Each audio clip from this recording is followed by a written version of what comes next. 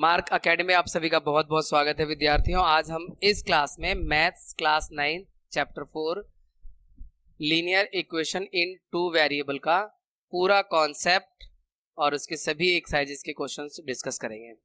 चलिए स्टार्ट करते हैं। सबसे पहले बात करते हैं कॉन्सेप्ट की। बच्चों इसमें सबसे पहले है standard form. Linear equation in two variable का स्टैंडर्ड फॉर्म क्या होता है, यानी कि इस फॉर्म में आपको नजर आएगी, तो वो है आपका ax plus by plus c is equal to 0। ये linear equation in two variable, variable यहां पे बच्चों x और y है और ये a b c real number है, a b c real number है और x और y वेरिएबल है, और ये जो लिखा हुआ है ax plus by plus c is equal to 0, ये इसका स्टैंडर्ड फॉर्म है। इसमें एक बात और ध्यान रखना होता है कि जो a एंड b है बोथ आर नॉट जीरो, मतलब कभी a जीरो हो सकता है कभी b जीरो हो सकता है, बट दोनों जीरो नहीं होने चाहिए। अब रीजन बता देता हूं दोनों जीरो क्यों नहीं होने चाहिए। अगर मान लो a भी जीरो हो गया तो x खत्म, b भी जीरो हो गया तो y खत्म, तो लीनियर इक्वेशन बनेगी कहां पे? फिर जब उसमें वेरिएबल ही नहीं होगा बचेगा क्या? केवल c। तो फिर वो एक लीनियर इक्वेशन नहीं रह पाएगी। तो a b c real number होते हैं। a मतलब ये वाला x का कॉफिशिएंट है a, y का कॉफिशिएंट है b और कांस्टेंट टर्म है c। तो a b c real number होते हैं। रियल नंबर आप पढ़ चुके हो फर्स्ट चैप्टर में, है ना। और a और b दोनों जीरो नहीं होते, कभी a जीरो हो सकता है कभी b जीरो हो सकता है, और जरूरी नहीं है कि दोनों जीरो हो या दोनों में से कोई एक जीरो, ये भी जरूरी नहीं है, पर हो सकते हैं sometimes, you can see in the questions. ठीक है, तो linear equation in two variable का स्टैंडर्ड फॉर्म ये होता है बच्चों। स्टैंडर्ड फॉर्म यानी जिस फॉर्म में वो जनरली पाई जाती है। देखो अब एग्जांपल देखो, जैसे 2x plus 3y plus 6 is equal to 0, ये है एग्जाम्पल। कुछ भी ऐसा एग्जाम्पल ले सकते हो। कभी कभी देखो a जीरो हो सकता है, अगर a जीरो हो गया 0 इंटू एक्स 4y प्लस 7 बराबर 0, ये तो जीरो हो ही जाएगा, तो सिर्फ ये बचेगा 4y प्लस 7। ये भी लीनियर इक्वेशन है, पर इसमें अब एक वेरिएबल नहीं है, या एक वेरिएबल है अगर x तो उसका कॉफिशिएंट जीरो था इसलिए वो जीरो हो गया, है ना। तो a और b दोनों जीरो नहीं होंगे एक साथ, इस बात का ध्यान रखना। तो ये बात हुई linear equation in two variable के स्टैंडर्ड फॉर्म की बात हुई। आगे क्या लिखा हुआ है? Linear equation in two variable has infinitely many solution. हाँ बिल्कुल सही बात है। कितने भी देखो, क्लास 8th में आपने चैप्टर 2 पढ़ा था linear equation in one variable, तो वन वेरिएबल के सिर्फ एक ही सॉल्यूशन होता है, उसके इनफाइनाइट सॉल्यूशन नहीं थे, एक ही सॉल्यूशन था। लेकिन जब आप बात करते हैं टू वेरिएबल की तो इसमें कितने भी सॉल्यूशन हो सकते हैं।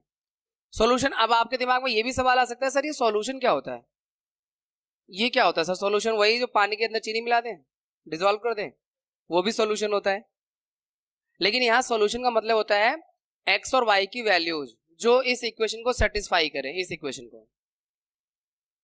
तो एक्स और वाई की कुछ भी वैल्यू हो सकती है। आपने एक्स को कुछ भी लिया, वाई उसके हिसाब से आ जाएगा, वाई आपने कुछ भी लिया, एक्स उसके हिसाब से आ जाएगा। इसलिए ये बात याद कर लो, नोट कर लो कि linear equation in two variables के इनफाइनेटली मैनी सॉल्यूशंस होते हैं, यानी कितने भी सॉल्यूशन हो सकते हैं, अनंत हल हो सकते हैं। देखो ग्राफ क्या होगा, देखो अभी हमने बात करी सॉल्यूशन की। Linear equation in two variable का ग्राफ कैसा होगा? स्ट्रेट लाइन होगा। इसका जो ग्राफ होगा हमेशा सीधी लाइन होगी। तो graph of every linear equation in two variable is a straight line. हम ग्राफ ड्रॉ करेंगे तो ये आपको क्लियर हो जाएगा, कुछ एग्जांपल भी दिखेंगे इसके। अब जैसे फोर्थ पॉइंट क्या लिखा हुआ है, x is equal to 0 is equation of y axis. ये हमने थर्ड चैप्टर में भी आपको बताया था कोऑर्डिनेट एक्सिस में। अगर x इज इक्वल टू 0 लिखा हुआ है इसका मतलब y एक्सिस हो गया ये। अगर y इज इक्वल टू 0 लिखा हुआ है तो इसका मतलब ये एक्सिस हो गया। जैसे ये है ना, ये क्या है? x एक्सिस और ये y एक्सिस। तो आपको बोला जाए कि x इज इक्वल टू 0 के ग्राफ खींचो, तो कुछ नहीं करना, सिर्फ वाई एक्सिस ड्रॉ कर देना, क्योंकि वो एक्स इक्वल टू 0 होता है। आपको बोला जाए कि वाई इक्वल टू 0 ग्राफ खींचो, तो केवल एक्स एक्सिस ड्रॉ कर देना है, ठीक है, सिर्फ एक्स एक्सिस ड्रॉ कर देना है। उसके बाद देखो, अगर कहीं वैल्यू लिखी हुई है x equal to 5, x equal to 6, तो उसका ग्राफ ड्रॉ करना। मान लो एक्स इक्वल टू 5 है, तो उसका ग्राफ ड्रॉ करना है, क्योंकि ए मतलब कोई भी real number, X equal to A लिखा हुआ है ना, तो कोई भी रियल नंबर। तो यहाँ पे जब एक्स इक्वल टू 5 अगर लिखा हुआ है, तो ये देखो, ये एक्स एक्सिस खींच दिया हमने, ये वाई एक्सिस खींच दिया, तो एक्स इक्वल टू 5 जो होगा 1 2 3 4 5, ये है, ये इसकी लाइन है, ग्राफ है। ये एक्स इक्वल टू 5 की लाइन है, तो x is equal to a is a straight line parallel to y axis. y axis के पैरेलल है कि नहीं है? तो हम ये बात कॉन्सेप्ट की कर रहे हैं कि अगर x इज इक्वल टू 5 लिखा हुआ है, x इज इक्वल टू -1 लिखा हुआ है, x इज इक्वल टू +1 लिखा हुआ है, तो इस तरह से देखो, अगर x इक्वल टू +1 होगा तो ये लाइन हो जाएगी, ये x इक्वल टू 1 का ग्राफ है। ऐसे इधर -1 -2 -3। तो ये यहाँ पे जो समझाया हुआ है वो ये बताया हुआ है कि अगर ग्राफ में x इज इक्वल टू 1 का ग्राफ पूछा जाएगा, तो वो ग्राफ y एक्सिस के पैरेलल होगा, वो जो लाइन आएगी इसकी y एक्सिस के पैरेलल आएगी। और अगर y is equal to something लिखा हुआ है, y इज इक्वल टू 5 लिखा हुआ है, y इज इक्वल टू -2 लिखा हुआ है, तो ये x एक्सिस के पैरेलल होगा इसका ग्राफ, क्योंकि y जैसे यहाँ पे है, मान लो y इज इक्वल टू 5 है, 1 2 3 4 5, ये ऐसे हो गया, y इज इक्वल टू 5 का ये लाइन है, तो किसके पैरेलल है? हाँ, x एक्सिस के पैरेलल है। तो ये पॉइंट भी क्लियर हो गए बच्चों, दोनों पॉइंट स्क्रीन पर जो है। अब an equation of the type y is equal to mx represent a line passing through the origin. अगर कोई इक्वेशन ऐसे लिखा हुआ है, y is equal to mx, m कोई वैल्यू होगा, जैसे y is equal to 2x,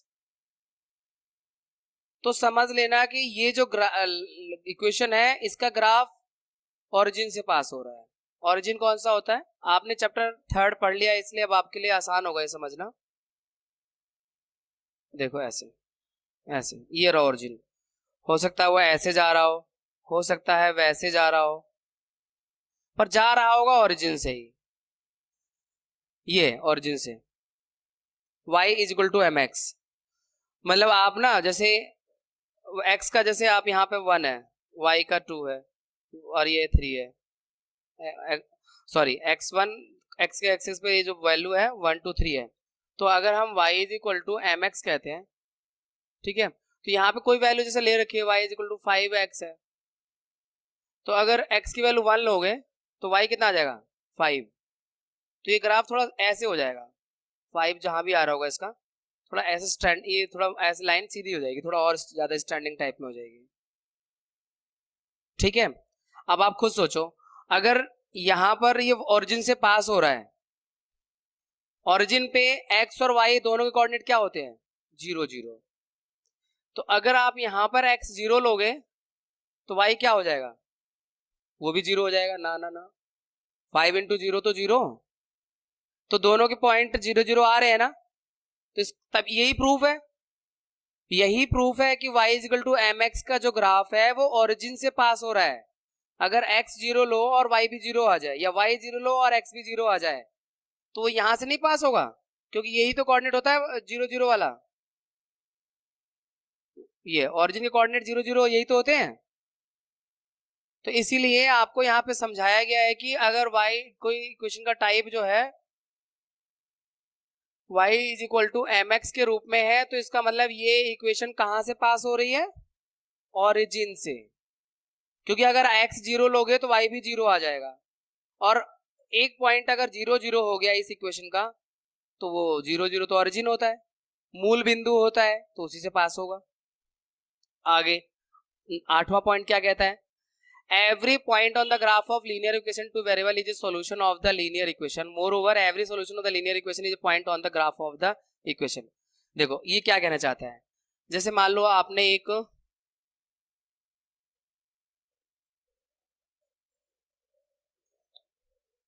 ये है, अब मैंने एक लाइन खींची, 1 2 3 4 1 2 3 4।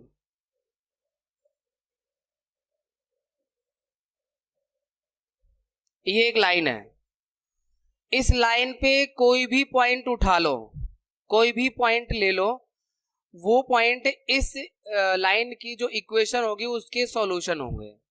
ये जो लाइन बनी है किसी ना किसी इक्वेशन से ही बनी है। तो जैसे इस लाइन पर हमने एक पॉइंट ये लिया, तो 1 2 3 ये है आपका 3 0, क्योंकि एक्स एक्सिस वाई 0 होता है। और ये 1 2 3 4, ये देखो ये क्या है 0 4। तो ये जो भी लाइन होगी उस लाइन पर कोई भी पॉइंट आप ले लेते हो, वो पॉइंट उस लाइन के इक्वेशन के सॉल्यूशन माने जाएंगे। ठीक है ना। दो बातें समझिए, इसमें दो बातें लिखी हुई हैं। कोई भी एक लाइन है, कोई भी ग्राफ ड्रॉ कर रखा है लाइन का, तो उस लाइन पे जो भी पॉइंट है, कहीं पे 2 3 दिखेगा, कहीं पे 4 5 दिख रहा है, या कुछ भी दिख रहा है आपको, तो वो सभी पॉइंट उस इक्वेशन के सॉल्यूशन है जिस इक्वेशन से लाइन बनी है। ठीक है। और दूसरी बात क्या कह रहा है, उस इक्वेशन के जो सॉल्यूशन होंगे वो सभी उस ग्राफ पर लाई करेंगे। देखो लिखा हुआ है, every point on the graph of linear equation two variable is solution of the linear equation. Linear equation का जो ग्राफ होगा उस पर जो पॉइंट होंगे वो सभी पॉइंट उसके क्या होंगे, सॉल्यूशन होंगे। किसके, लीनियर इक्वेशन के। और आगे क्या लिखा है, more over every solution of the linear equation is point on the graph of linear equation. यानी हर सॉल्यूशन जो होता है लीनियर इक्वेशन के ग्राफ पर एक पॉइंट होता है। इस पे बेस्ड एक क्वेश्चन आएगा आपको आपकी इसी चैप्टर के एक्सरसाइज में, तो वो और अच्छे से उसमें एक ग्राफ दे रखा है, मैं आपको बताता हूँ। ये था आपका बच्चों जिसमें मैं आपको समझाना चाह रहा था कि ये एक ग्राफ है, इस ग्राफ पर एक पॉइंट है -1 1, एक पॉइंट है 0 0 यहाँ पर ओरिजिन पर, और तीसरा पॉइंट है 1 -1। तो ये ग्राफ पे जो तीनों पॉइंट आ रहे हैं ये उस जिस इक्वेशन से ये ग्राफ बना है उसी के सॉल्यूशन है। ठीक है ना। तो या इस लाइन इस ग्राफ पे और भी जितने पॉइंट हैं, ये -2 3 आ रहा है या जो भी आ रहा है पॉइंट, वो सभी पॉइंट इस ग्राफ की जो इक्वेशन है उसके सॉल्यूशन होंगे। ठीक है। तो ये था पॉइंट जो मैं आपको समझाना चाहता था। वापिस आते हैं टॉपिक पर।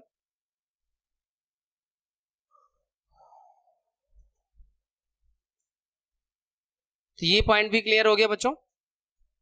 अब एक्सरसाइज आ गई फर्स्ट 4.1। इसमें फर्स्ट क्वेश्चन है जिसमें cost of notebook is twice the cost of pen.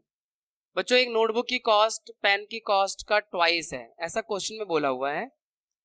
Right a linear equation in two variable to represent this statement. इस स्टेटमेंट को रिप्रेजेंट करने के linear equation in two variable बनाना है, लिखना है। तो इसमें इन्होंने बोला हुआ है कि नोटबुक की कॉस्ट ₹X मान लो और पेन की कॉस्ट ₹Y मान लो। ठीक है ना। तो ठीक है, देखो let cost of notebook ₹X, cost of a notebook, एक नोटबुक की cost, and cost of a pen, एक पेन की कॉस्ट ₹Y, एक पेन की कॉस्ट ₹Y। लेकिन अगर मैं आपसे इक्वेशन बनाना है तो बीच में इज इक्वल टू आना चाहिए। इक्वेशन का मतलब होता है इज इक्वल टू जरूर आएगा। अब आप मुझे बताओ क्या x बराबर y के हो सकता है अभी इस हाल में? नहीं। कौन बड़ा है, x या y? x बड़ा है ना। x यानी किसकी कॉस्ट, नोटबुक की। कितना बड़ा है उससे? 2 टाइम्स बड़ा है, x y से 2 टाइम्स बड़ा है। तो बराबर करने के लिए आप y छोटे वाले में 2 से मल्टीप्लाई कर दो। तो ये लगाया मैंने 2, तो x is equal to 2y हो गया। ये बन गई इक्वेशन। मतलब कंडीशन को सेटिस्फाई करनी चाहिए।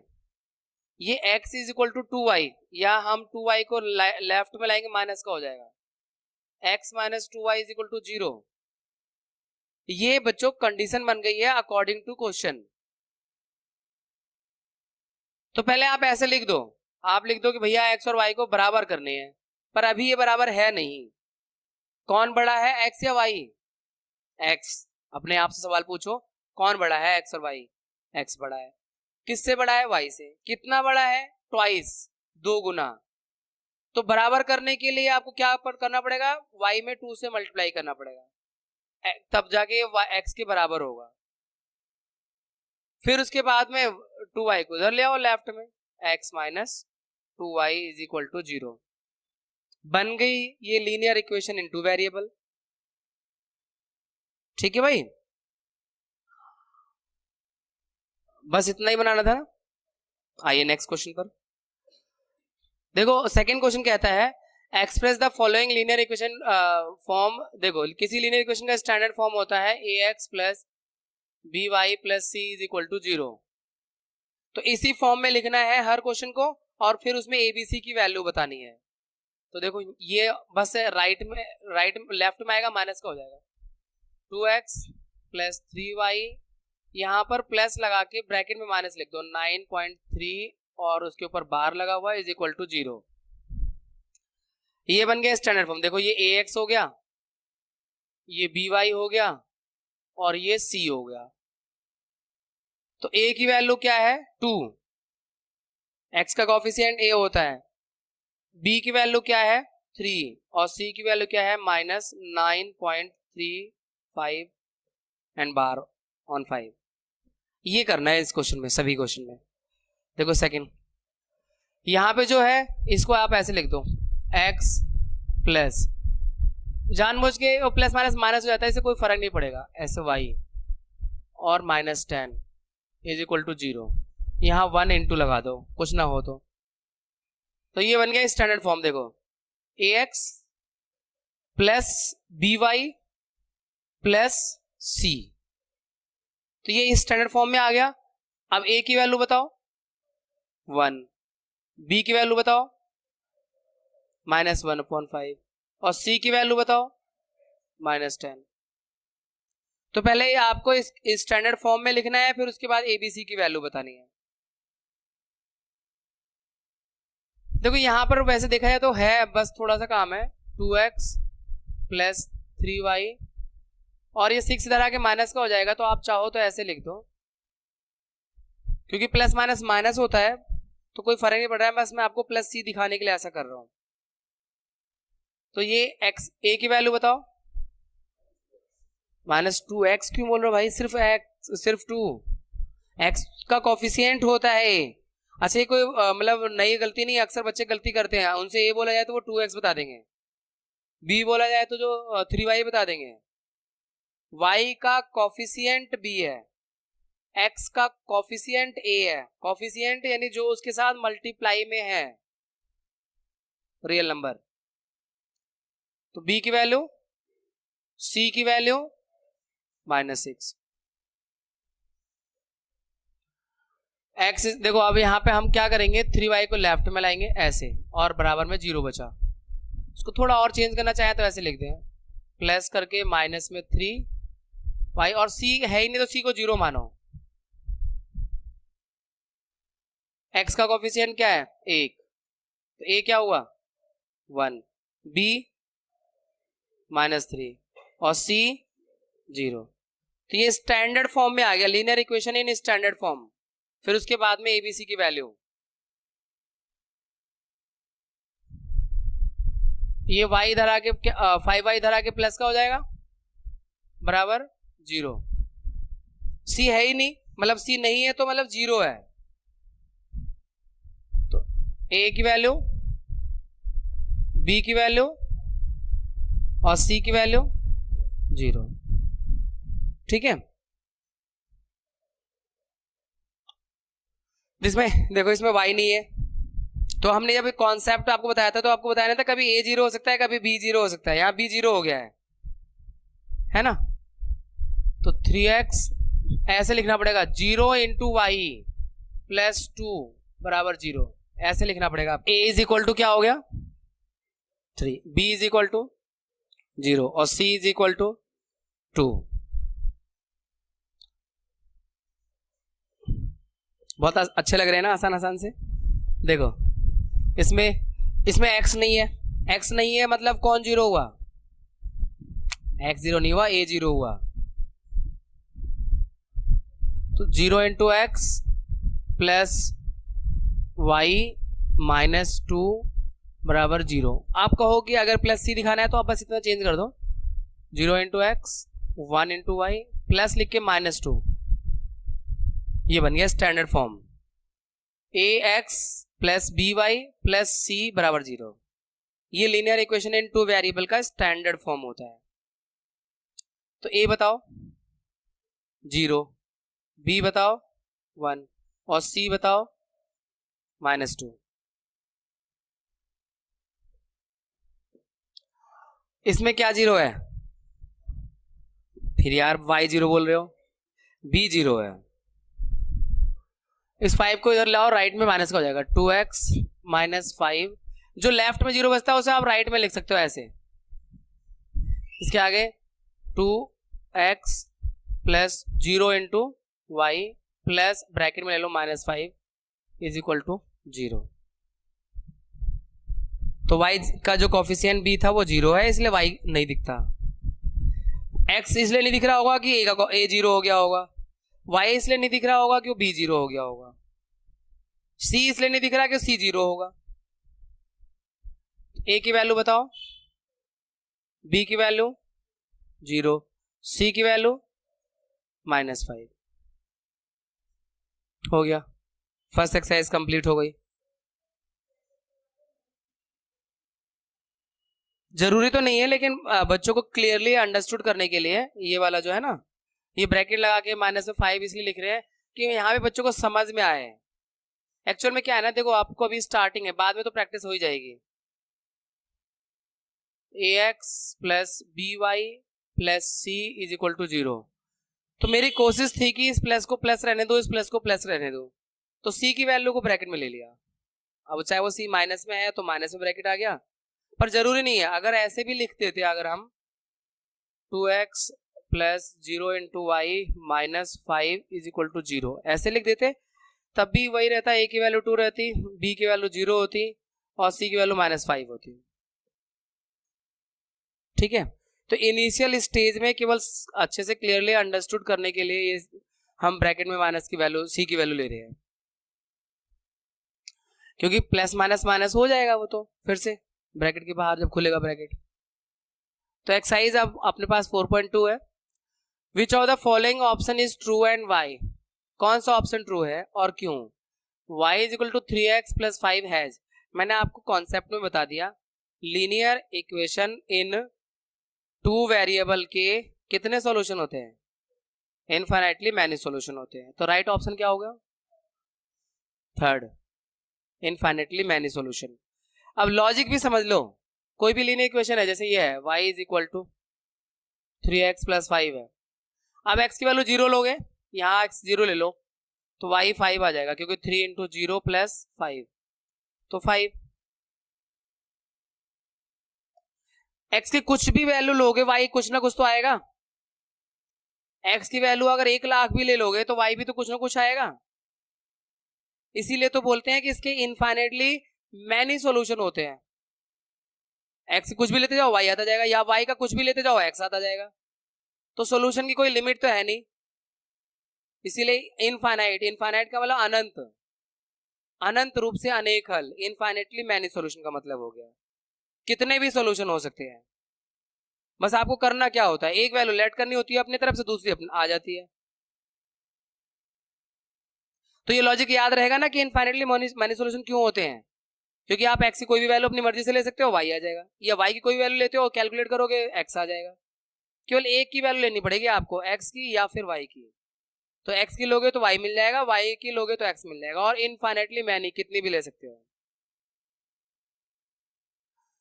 अब इसमें सेकंड क्वेश्चन में है 4 सॉल्यूशन बताने हैं, 4 सॉल्यूशन, सिर्फ 4 ही बताने हैं। पहला इक्वेशन है, देखो सभी 3 क्वेश्चन है इसमें, तो 2x plus y is equal to 7 ये इक्वेशन है, और इसमें हमें 4 सॉल्यूशन बताने हैं। तो मैं आपको ना थोड़ा सा एक आसान तरीका बता देता हूं, कि आप इक्वेशन को अगर इजीली चेंज कर सकें तो y की value in terms of x में ले आए या x की value in terms of y में ले आए, जो आसान हो करना। तो यहां अगर मुझे y की वैल्यू चाहिए तो ये हो जाएगा 7 माइनस 2x, 2x इधर आके माइनस का हो गया, तो इसे हम कहते हैं y की value in terms of x। तो ऐसा फाइंड कर लो इक्वेशन को, एक्स वाई को इधर लेफ्ट राइट करके y की value in terms of x या x की value in terms of y, जो आसान लगे आपको वो कर लो। उसके बाद कुछ नहीं करना, बस एक टेबल बनाओ, वैल्यू तो माइंड में कैलकुलेट कर लेना, ना हो माइंड में तो अलग बात है, आप रफ में कर लेना या फेयर कर लेना, दिखा देना।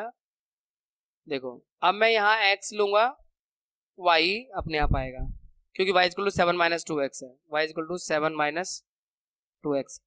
अगर मैं x 0 ले लेता हूं तो बताओ y कितना आएगा? 7 आएगा, बिल्कुल सही है 7 आएगा भाई। 7 माइनस 2 इंटू 0, ये 0 हो गया, तो 7 माइनस 0 7 बचा। अगर x 1 लेता हूं तो 2 1 2, 7 माइनस 2 5। अगर x 2 लेता हूं तो 2 2 4, तो 7 माइनस 4 3। अगर x में 3 लेता हूं तो 6, 7 माइनस 6 1। तो 4 वैल्यूज आ गई, नहीं आ गई? लेकिन ये तब आसान हो गई जब आपने y की value in terms of x निकाल लिया। उसके बाद तो सिर्फ कैलकुलेशन करनी है वैल्यू रख रख के x की। ऐसे आप फाइंड कर सकते हो 4 सॉल्यूशन। 4 सॉल्यूशन क्या होते हैं बच्चों, पहले ये इस बात को समझो। x और y की वो वैल्यू जो इक्वेशन को सेटिस्फाई करे उसे सॉल्यूशन कहते हैं। देखो जैसे ये x की वैल्यू 0, y की 7, यहां रख के देखो, x की 0 और y 7 रखोगे तो कैलकुलेट करके लेफ्ट हैंड साइड 7 बन रहा है और राइट में क्या है 7 है। तो यही सेटिस्फाई का मतलब यही होता है कि दोनों साइड सेम आ जाए, लेफ्ट हैंड साइड इक्वल हो जाए राइट हैंड साइड के, इसी को कहते हैं सेटिस्फाई करना। ठीक है, is it clear to everyone? Solution का मतलब क्या होता है, x और y की वे वैल्यूज जो इक्वेशन में रखने पर लेफ्ट हैंड साइड को राइट हैंड साइड के इक्वल ले आए, उस वैल्यूज को हम उस इक्वेशन के सॉल्यूशन कहते हैं। क्लियर है बच्चों? अब जैसे दूसरा वाला है, इसमें हम y इज इक्वल टू लिख सकते हैं 9 माइनस पाई एक्स। तो हम पाई के टर्म्स में लाएंगे, इसमें हम पाई की वैल्यू 22/7 या 3.14 पुट नहीं करेंगे। ठीक है, तो अगर हम x 0 लेंगे, देखो x अगर पाई इंटू 0, अगर x 0 लोगे तो y क्या आएगा 9 आएगा। तो x इज इक्वल टू 0 लेने पे y कितना आ रहा है 9, ये भी एक सॉल्यूशन हो गया। ऐसे टेबल बना लो या अलग अलग निकाल के देख लो। अब टेबल बना लेते हैं।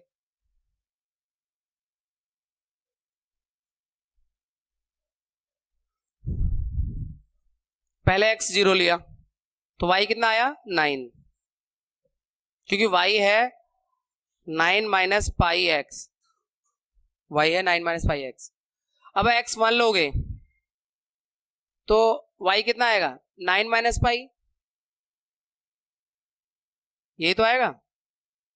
अगर x 2 लोगे तो y क्या होगा 9 माइनस 2 पाई, 9 माइनस 2 पाई, पाई इंटू 2 या 2 पाई, ये बात एक ही है। अगर x 3 ले लोगे तो 9 माइनस 3 पाई। अब पाई की वैल्यू जो भी बोला जाएगा रख दोगे तो एक आपको आंसर मिल जाएगा। तो हमें ऐसा मेंशन नहीं किया गया, इसलिए हमें पाई की वैल्यू रखने की जरूरत नहीं है। पर ये 4 सॉल्यूशन आपको मिल गए, 4 नहीं अनंत सॉल्यूशन होते हैं इसके, हम सिर्फ 4 की बात कर रहे हैं। और तीसरा वाला बिल्कुल आसान है, यहाँ कुछ भी लेते जाओ y की वैल्यू, इस बार तो x की वैल्यू y के टर्म्स में दिया हुआ है, तो टेबल यहीं पे बगल में बना देते हैं इसके और इसको यहीं निपटा देते हैं। y और x, y 0 लोगे तो x कितना आएगा 0, y 1 लोगे तो x कितना आएगा 4 आएगा यार। 4 इंटू, तुम लोग इतना सोच क्यों रहे हो भाई, इतना आसान क्वेश्चन में 4। अगर y 2 लेते हो तो x 8, y 3 लेते हो तो x 12। देख लो, 4 सॉल्यूशन निकालने थे, 4 सॉल्यूशन हो गए। निकालने के लिए तो आप कितने भी निकाल सकते हो, क्योंकि आपने ये जान लिया है लीनियर इक्वेशन इन 2 वेरिएबल के इनफाइनेटली मैनी सॉल्यूशन होते हैं। और सॉल्यूशन क्या होते हैं ये मैंने आपको बता दिया। एक्स और वाई की वे वैल्यूज जो इक्वेशन में पुट करके उसको सेटिस्फाई करे। सेटिस्फाई करने का मतलब कि लेफ्ट हैंड साइड के इक्वल आ जाए राइट हैंड साइड, उसे इक्वेशन कहेंगे, सॉल्यूशन कहेंगे। ठीक है बच्चों, अब हमारे पास क्वेश्चन 3 है, इसमें चेक करना है which of the following are solution of the equation this. मतलब हमारे पास एक इक्वेशन दी हुई है x minus 2y is equal to 4, और ये जो 0 और 2 है इस इक्वेशन का सॉल्यूशन है या नहीं है, ये चेक करना है। तो ये जो ब्रैकेट में पहले लिखा होता है ये x की वैल्यू होती है, और जो उसके बाद कॉमा लगा के लिखा होता है वो y की वैल्यू होती है।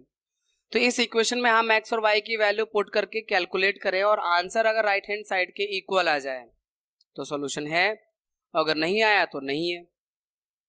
तो चेक कर लेते हैं यहाँ पे इक्वेशन लिख के, x minus 2y is equal to 4। ठीक है, अब x की वैल्यू 0 रखनी है और y की वैल्यू 2 रखनी है। तो ये -4 आ रहा है और ये 4 आ रहा है, तो नॉट इक्वल लगा दो। ठीक है, 4 आ रहा है, तो this is not the solution of this equation. 0 2 is not solution. 0 2 जो है इस इक्वेशन का सॉल्यूशन नहीं है। मतलब लेफ्ट हैंड साइड सॉल्व करो तो वो राइट हैंड साइड के इक्वल आए, देन इट इज सॉल्यूशन। अब 2 0 है या नहीं है, तो हम इसमें ना इस बार आपको अलग अलग दिखाते हैं, LHS को अलग दिखाते हैं। LHS है आपके पास x माइनस 2y, और यहाँ हम वैल्यू x की 2 और y की 0 पुट करेंगे। 2 माइनस 2 इंटू 0, तो 2 इंटू 0 0 हो जाएगा, यानी 2 आया। LHS 2 है, नॉट इक्वल टू RHS, इसलिए ये भी सॉल्यूशन नहीं है। RHS के इक्वल आना चाहिए LHS में अगर वैल्यू पुट करो तो। कई बार ऐसा होता है दोनों साइड में वैल्यू पुट करनी पड़ती है, तो कोई बात नहीं, दोनों साइड पुट करो, अलग अलग सॉल्व कर लो, चेक कर लो LHS और RHS लेफ्ट हैंड साइड और राइट हैंड साइड सेम आनी चाहिए, तभी वो वैल्यू उस इक्वेशन की सॉल्यूशन मानी जाएगी। ठीक है ना, कॉन्सेप्ट में भी मैंने आपको बताया था सॉल्यूशन का मतलब क्या होता है, और इससे पहले वाला क्वेश्चन भी सॉल्यूशन का ही था। सॉल्यूशन क्या होता है, एक्स और वाई की वे वैल्यू जो उस इक्वेशन में रखने पर उस इक्वेशन को सेटिस्फाई कर रही हो। सेटिस्फाई करने का मतलब होता है कि उसका लेफ्ट हैंड साइड और राइट हैंड साइड सेम आ रहा हो वैल्यू रखने की कैलकुलेशन के बाद। ठीक है, 4 0 है नहीं, तो हम फिर से LHS लेते हैं। x माइनस 2y, x है 4 और y है 0, तो ये 4 आ रहा है, तो राइट हैंड साइड भी 4 है, इज इक्वल टू RHS, तो it is solution of the equation.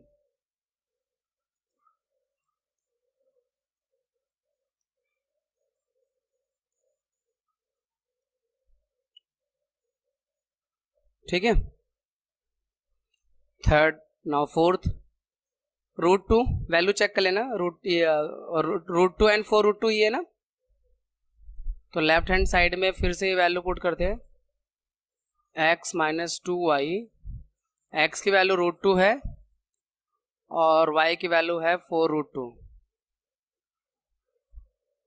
तो √2 और 8 √2, 8 में से 1 जाएगा 7, तो माइनस में 7 √2। नहीं, ये जो रूट होते हैं ना इनको माइनस पता कैसे करते हैं, आप समझो ये x है, आप इसे समझो ये x है, और इसे समझो ये 8x है, तो 8x में से 1x जाएगा तो 7x बचेगा ना। तो रूट के नंबर को प्लस माइनस करने के लिए रूट में दोनों नंबर जब अगर सेम हो तभी प्लस माइनस होंगे। अगर यहाँ √2 है और यहाँ √3 है तो कुछ नहीं हो सकता, फिर वहीं पे छोड़ना होगा, पर सेम रूट है तो उनका जो प्लस माइनस है इस तरह से समझो कि जैसे x को माइनस करते हैं x के साथ या प्लस करते हैं x के साथ, बिल्कुल उसी वे में होता है। तो ये 1 √2 है और ये 8 √2 है, तो मतलब 7 √2 बचेगा, बड़ा नंबर माइनस का इसलिए माइनस का बचेगा।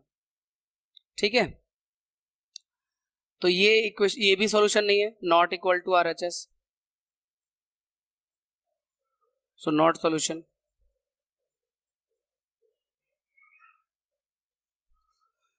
वन वन है क्या, लेफ्ट हैंड साइड में पुट करके देखते हैं, x माइनस 2y एक्स की वैल्यू 1 है और वाई की वैल्यू भी 1 है, तो 1 माइनस 2 माइनस 1 आ रहा है, not equal to R H S. It is also not solution of the equation. ठीक है, अब हमें फोर्थ क्वेश्चन में find the value of k if x is equal to 2 and y is equal to 1 is solution of the equation. मतलब x की और y की जो 2 और 1 वैल्यू है ये इस इक्वेशन की सोल्यूशन है, पहले ही बता दिया है, हमें चेक वैक नहीं करना, हमें बता दिया है कि ये सोल्यूशन है। और k फाइंड करना बहुत ईजी है, x की जगह पर x की वैल्यू पुट कर दो, y की जगह y पुट कर दो, कैलकुलेट कर लो, आंसर आ जाएगा k का। ठीक है, तो इक्वेशन में हम 2 into 2 plus 3 into 1 is equal to k, तो 4 plus 3 is equal to k, तो k is equal to 7, k की वैल्यू 7 आई। बच्चों अब हमारे पास एक्सरसाइज 4.3 का फर्स्ट क्वेश्चन है जहां पर हमें ग्राफ ड्रॉ करना है।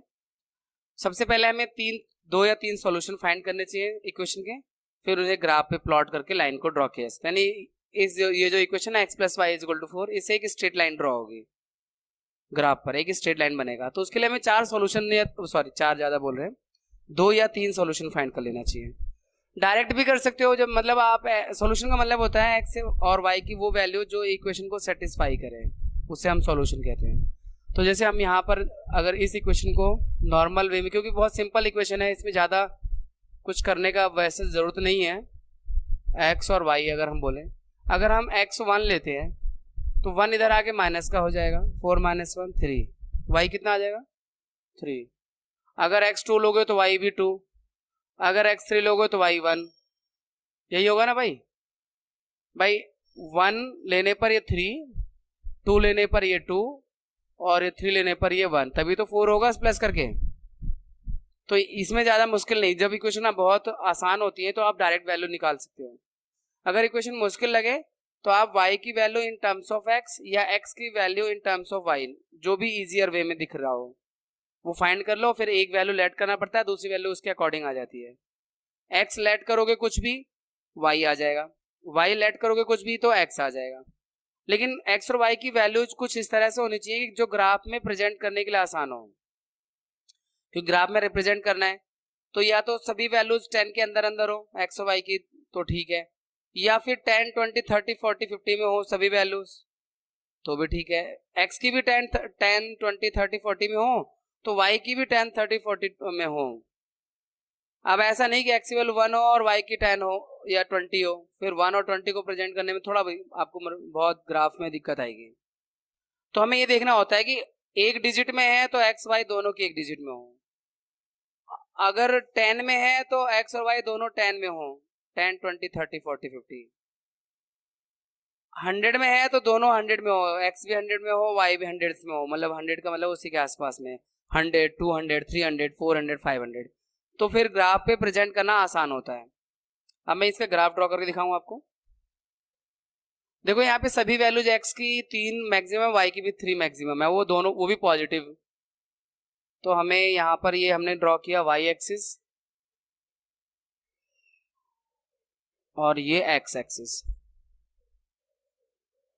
1 2 3 1 2 3, -1 -2 -3, जरूरत नहीं है वैसे इसकी, -1 -2 -3। तो x की वैल्यू 1 और y के 3, x का देखो 1 ये है, y का 3 है, यहां पर आएगा, मतलब इधर से x सामने दिखना चाहिए, इधर से y का दिखना चाहिए, तो ये 1 3 हो गया। हम 0 वगैरह ले भी लेते तो वो ज्यादा आसान होता है। अगर हम x 0 लेते तो y 4 आता, y 0 तो x 4 आता, एक वैल्यू। x 0 लोगे तो y 4 और x 4 लोगे तो y 0। ये वाला तो बिल्कुल आसान होता है प्लॉट करना, अगर ऐसे वैल्यू मिल जाए तो ग्राफ को ज्यादा इजियर बना देती है। तो जैसे यहाँ पे 4 है, ये रहा, यहाँ 4 ये रहा, तो ये आपका है 0 4, तो ये है y वाला, ये वाला, इसे हम 0 4 कहेंगे। और 4 0 ये वाला है, ये 4 0 है। बस सीधा इन दोनों को मिला दो, बाकी ग्राफ की जरूरत ही नहीं है, इसे हटा दो।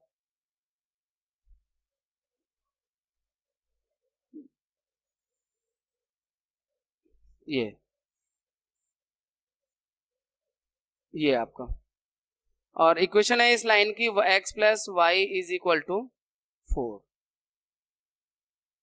जीरो से मिल जाए तो बिल्कुल आसान है, लेकिन हर क्वेश्चन में मिले ये जरूरी नहीं है कि x जीरो लो y ऐसा नंबर आ जाए जो फ्रैक्शन में हो तो दिक्कत है। फ्रैक्शन में ना हो, डेसिमल में ना हो तो आसान होगा ग्राफ पे प्रेजेंट करना। ठीक है भाई, तो हमने इन तीन वैल्यू का यूज नहीं किया, लेकिन ये तीन वैल्यूज हैं यहाँ पर। देखो 1 के साथ 3 ये रहा, देखो 2 के साथ 2 यहाँ कहीं,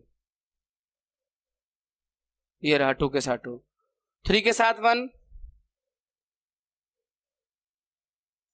ये रहा। ऐसा नहीं कि हमने अगर जिन वैल्यूज को यूज नहीं किया तो वो वैल्यूज यहाँ है नहीं, वो वैल्यूज भी है यहाँ पर। ठीक है, तो सभी वैल्यूज इस लाइन पे आ रही हैं। अब वैसे भी मैं एग्जैक्ट ग्राफ पे तो कर नहीं रहा हूँ, तो थोड़ा बहुत तो हैंड से एरर आ सकता है, बट आप ग्राफ पर करोगे एग्जैक्ट आएगा आपका। अब यहाँ पर आप y की वैल्यू x के टर्म्स में या x की वैल्यू y के टर्म्स में, जो भी आपको इजियर लगता है वो करो। यहाँ पे x, ये अगर मैं x की वैल्यू निकालना चाहूँ तो 2 प्लस वाई हो जाएगा, x की वैल्यू y के टर्म्स में अगर निकालना चाहूँ तो कोई फर्क नहीं पड़ता, बस आपकी वैल्यू सही होनी चाहिए। x की वैल्यू y के टर्म्स में निकालो या y की वैल्यू x के टर्म्स में निकालो, x और y। अगर y आप 0 लेते हो तो x कितना आएगा 2, y1 लेते हो तो x 3 और y2 लेते हो तो x 4, ये ना। या आपको जो पहले तरीका बताया वो जो थोड़ा सा इजियर हो जाता है, जीरो वाला, अगर आप y0 लेते हो, ले रखा है ठीक है, इसे इग्नोर कर दो। अगर आप x0 लेते हो, यहां पे रख के देखो, x0 लेते हो तो y कितना आएगा -2 आएगा, क्योंकि आप यहां 0 लोगे 2 इधर आएगा माइनस का हो जाएगा। तो अगर आप x0 लेते हो तो y -2 हो जाएगा। तो एक हम ये वाली वैल्यू और एक ये वाली वैल्यू जीरो वाली, ये ग्राफ पे प्रेजेंट करना आसान होता है कि एक जगह x लिया 0 y कुछ मिल गया, एक जगह y0 लिया x कुछ मिल गया। लेकिन जो x कुछ मिल रहा है या वो उधर y जो कुछ मिल रहा है वो फ्रैक्शन में ना हो, डेसिमल में ना हो तो अच्छा है, फिर तो प्रेजेंट करना बिल्कुल आसान है, फिर बाकी वैल्यूज को देखने की इतना झंझटबाजी नहीं रहेगी। अब मैं सिर्फ जीरो वाला ही देखकर ड्रॉ कर दूंगा लाइन।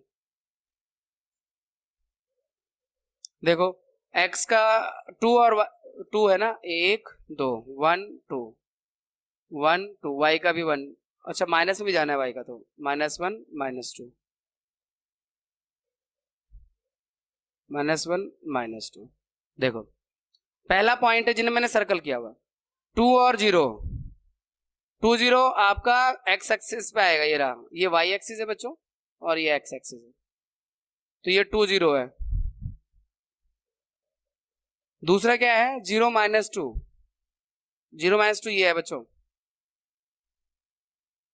0 -2, और अब इन दोनों पॉइंट को मिला दो।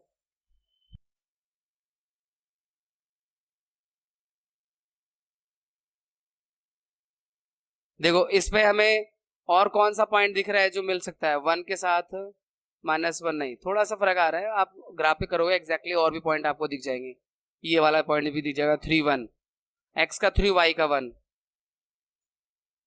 ये जैसे यहाँ पे देखो 3 है तो ये रहा 1, देखो यहाँ 3 1, ये रहा x का 4 y का 2, ये रहा x का 4, तो y का ये रहा।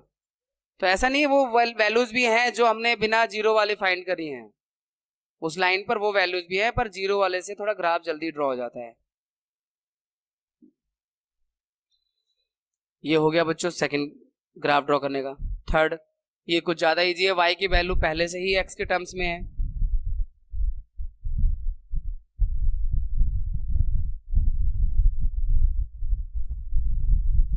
x 0 लोगे तो y कितना आएगा 0, और दोनों आगे 0 मतलब, अब x 1 लोगे तो ये ओरिजिन से जाता है y का 3, ये ग्राफ जो है ना 0 0 वाला, यानी ओरिजिन से जाएगा। हमने कॉन्सेप्ट में देखा था कि y इज इक्वल टू अगर mx है तो वो उसके जो ग्राफ बनता है वो ओरिजिन से जाता है, मूल बिंदु से जाता है। तो ये y एक्सिस और ये x एक्सिस, आपको x का 1 y का 3, 1 2 3 1 2 3 1 2 1 2 1 2 3 -1 -2 -1 -2 1 2 3 0 0। तो ये है आपका, ये आपका 0 0 है। 1 3 ये है। अब इसको ड्रॉ करना है।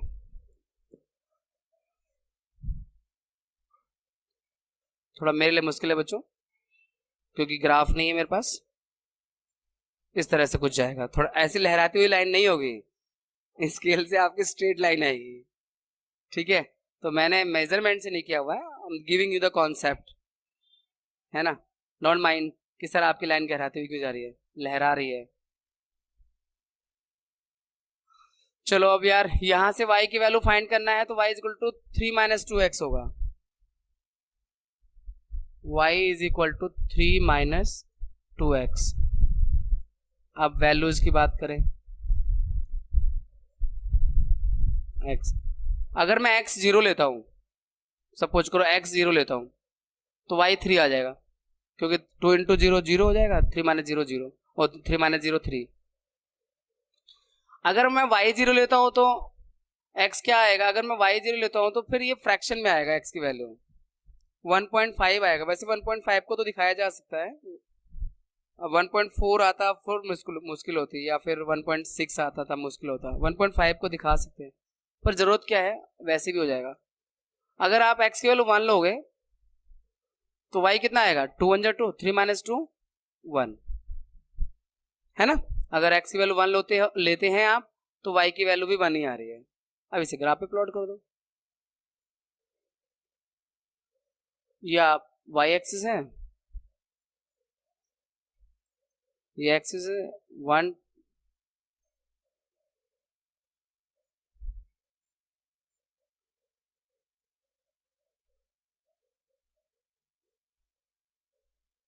तो x का वैल्यू 0 और y 3, ये पॉइंट कहां पर है, ये तो 0 0 होता है, 0 3 मतलब यहां पर है,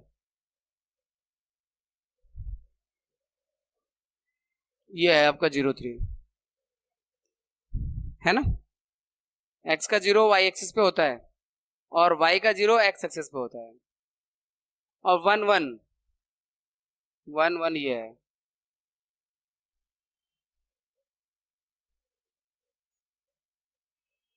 ऐसे ये 1 x का 1 y का 1। अब इनको मिलाना है आपको,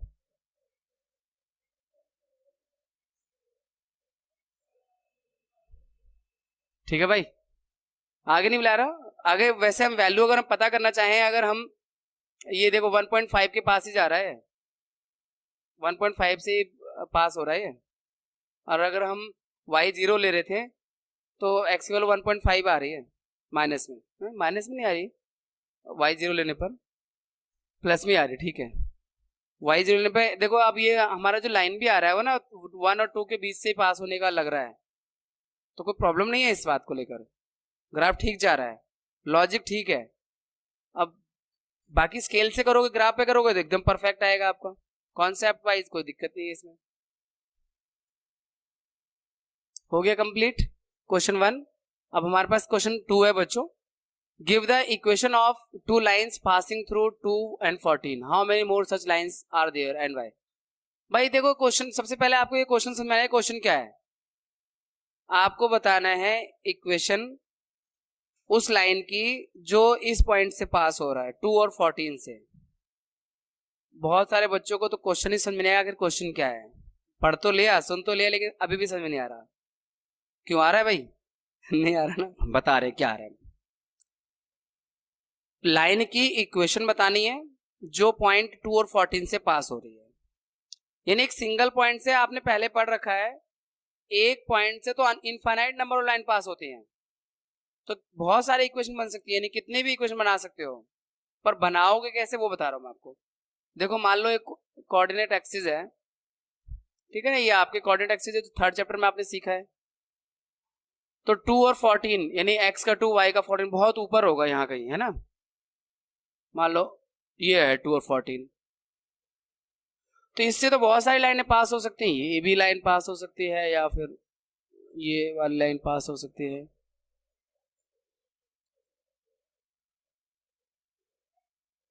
ऐसे, है ना, ऐसे तो बहुत सारी लाइनें पास हो सकती हैं एक पॉइंट से।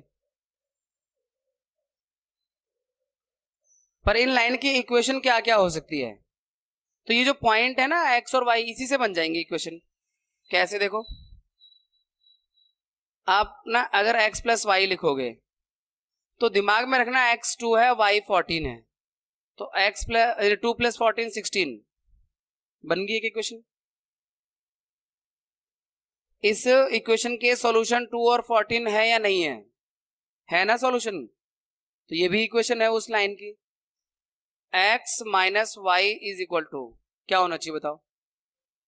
हाँ, -12, बिल्कुल ठीक है।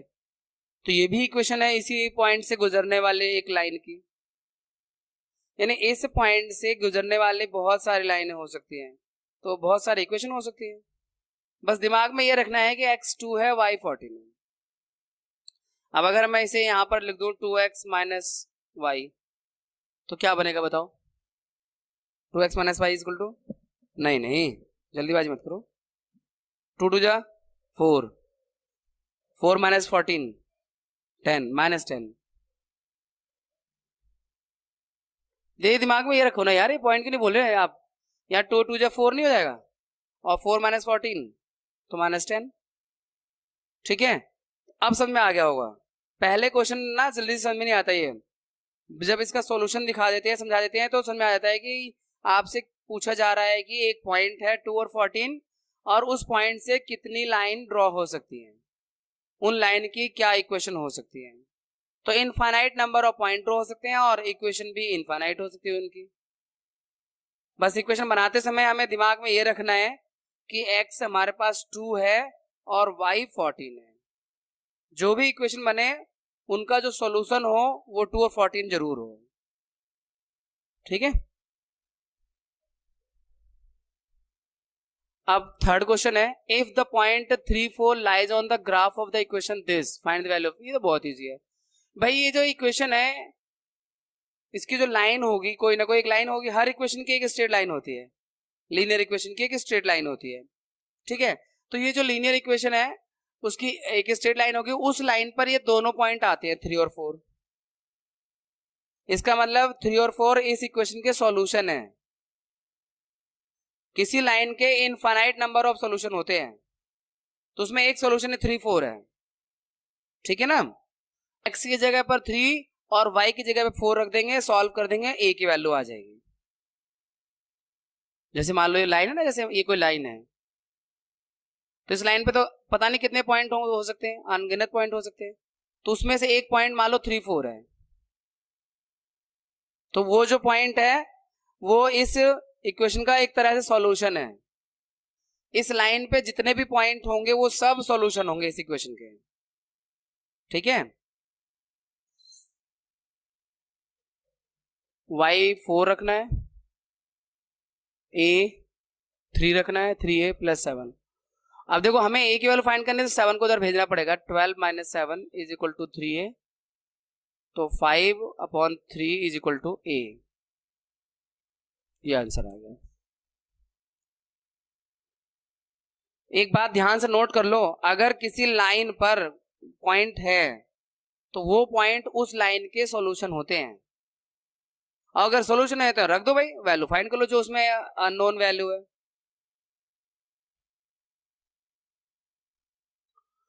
अब यहां पर एक क्वेश्चन 4 है बच्चों। अब the taxi fare in a city is as follows. अब किसी शहर में टैक्सी फेयर जो है उसका कोई यहाँ पे दे रखा है condition. For the first kilometre the fair is ₹8। पहले किलोमीटर के लिए 8 रुपया है, एंड उसके बाद जो सब्सिक्वेंट डिस्टेंस जाएंगे वो तो ₹5 पर किलोमीटर लगेगा charge, taking the distance covered as x kilometre and the total fare as y, write a linear equation for this information, draw the graph. देखो आपको डिस्टेंस x लेना है और फेयर y लेना है, तो फेयर कैसे निकलता है? देखो देखो तो जो फेयर निकलेगा ना, आप ऐसे कर सकते हो, फिक्स्ड चार्ज, जो आपका फिक्स चार्ज हो वो लो, प्लस डिस्टेंस जो कवर करेगा इनटू रेट, जो रेट होगा, डिस्टेंस इनटू रेट। अब फेयर यहां पे ₹y मान रहे हैं कि मान लो टोटल किराया ₹y लग रहा है, फिक्स चार्ज कितना है?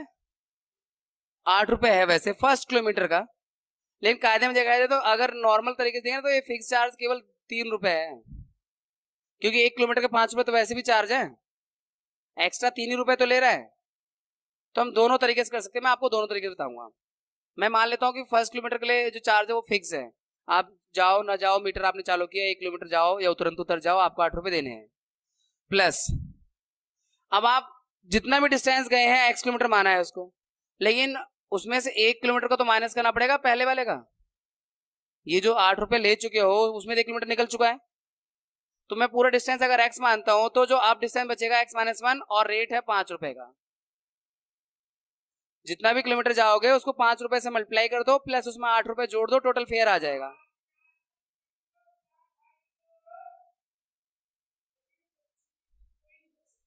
उसके बाद वाला सब्सिक्वेंट का मतलब कि जो फर्स्ट किलोमीटर के बाद वाले डिस्टेंस होंगे उनका पर किलोमीटर चार्ज है ₹5 का, पर किलोमीटर चार्ज ₹5। ठीक है, तो मैं ये कह रहा था पहले किलोमीटर ₹8 दे दिया आपने, अब 1 किलोमीटर कम कर दो, अगर पूरा डिस्टेंस आप गए हो 10 किलोमीटर तो 9 ही तो बचे अब, तो 9 का 5 से मल्टीप्लाई कर दो 45 और प्लस 8 53, यानी ₹53, ₹53 चार्ज बनना चाहिए जो रेट दिया हुआ उस हिसाब से। तो यही कंडीशन बनेगी ना आपकी, तो ये आप कैलकुलेट करो। देखो y इज इक्वल टू 8 को 8 रहने दो, 5 इंटू एक्स 5x और 5 बन जा 5, तो 8 माइनस 5, क्योंकि माइनस का एक प्लस का माइनस जाएगा, तो y इज इक्वल टू आ रहा है 5x प्लस 3। ये बन गया आपका इक्वेशन। अब आप कितने भी किलोमीटर जाओ इस इक्वेशन में वैल्यू पुट कर दो, अपने आप टोटल फेयर आ जाएगा। अब अगर आप मान लो 2 किलोमीटर जाओगे तो आपके 13 लगेंगे, अगर आप 10 किलोमीटर जाओगे तो 50 प्लस 3 ₹53 लगेंगे। बस x की वैल्यू पुट करते जाओगे, y निकलता जाएगा। तो ये बन गई इक्वेशन। अब मैं दूसरा तरीका बता रहा था आपको कि यार हम अपने दिमाग में सोच सकते हैं यार कि पहले किलोमीटर में ₹3 एक्स्ट्रा लग रहा है ना, तो यही वाला ट्रिक लगाए हैं अगर हम, तो फेयर हो गया ₹y, फिक्स चार्ज हो गया ₹3 और पर किलोमीटर चार्ज है ₹5। x किलोमीटर मान रहे हैं तो x किलोमीटर इंटू 5, तो इक्वेशन तो वही आ रही है 5x प्लस 3, और ये भी 5x प्लस 3 है। ये सॉल्व करके आई है, लेकिन ये मुझे समझाने के हिसाब से ज्यादा बेहतर लगती है कि भैया ₹8 जोड़ दिया आपने पहले किलोमीटर का, ठीक है जोड़ दिया, उसके बाद आप जितने भी किलोमीटर जाओगे x किलोमीटर जाओगे तो उसमें से x-1 कर दो, क्योंकि पहले किलोमीटर का ₹8 फिक्स है, बाकी किलोमीटर का ₹5 है, वो बोला ना सब्सिक्वेंट, यानी उसके बाद के जो डिस्टेंस होंगे उसका ₹5 पर किलोमीटर रेट है, इसलिए 5 से मल्टीप्लाई कर दो उसके बचे हुए डिस्टेंस का और उसमें ₹8 ऐड कर दो। तो समझाने के हिसाब से ये रहता है सही टीचर के लिए, बच्चे के दिमाग में एकदम प्रॉपरली क्वेश्चन वाइज कॉन्सेप्ट डल जाता है। इसमें बच्चों को अपना दिमाग लगाना पड़ेगा कि टोटल डिस्टेंस x है, ₹5 के हिसाब से, पहले वाले में ₹3 एक्स्ट्रा लग रहे थे इसलिए ₹3 अलग से जोड़ दो। अब आपकी मर्जी है, जैसे समझना है समझो, मैंने आपको दोनों दे दिए हैं, आपको जो लड्डू खाना है वो लड्डू खाना वो खा लो, ये लड्डू खाना ये खा लो, ठीक है भाई। Equation y equal to 5x plus 3 है ना, y is equal to 5x plus 3।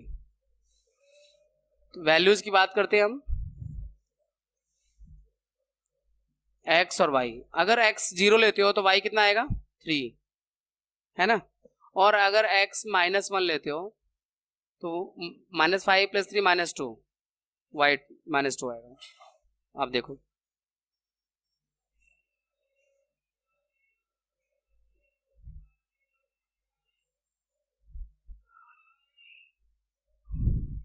X का 0 चाहिए और -1 चाहिए रहा,